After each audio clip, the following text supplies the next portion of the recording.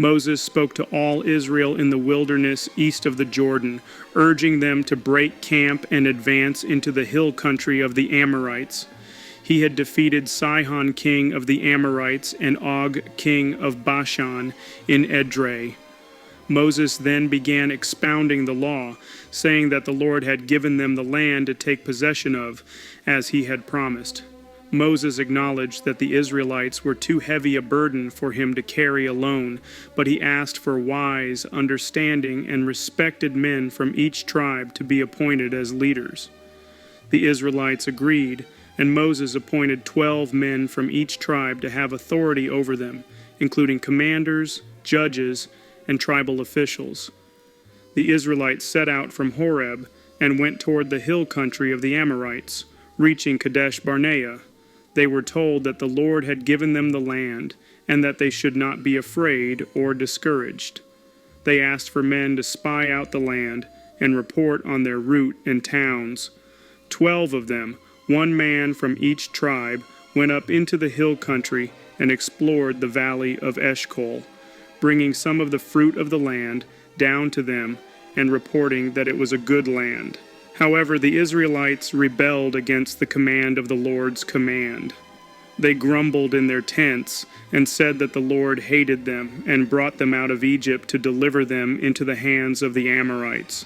The Israelites were afraid of the people, who claimed that the people were stronger and taller than they were, and that the cities were large, with walls up to the sky. Moses assured them that the Lord would fight for them, as he had done for them in Egypt and in the wilderness. However, they did not trust in the Lord's guidance, who went ahead of them on their journey, searching for places to camp and showing them the way to go. When the Lord heard their pleas, he solemnly swore that no one from this evil generation would see the good land he swore to give their ancestors, except Caleb son of Jephunneh.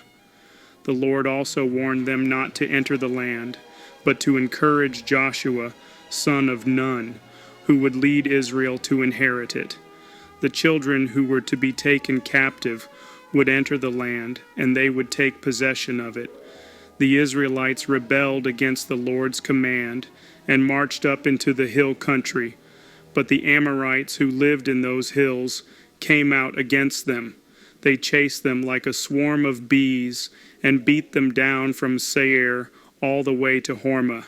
They returned to weep before the Lord, but he turned a deaf ear to their prayers.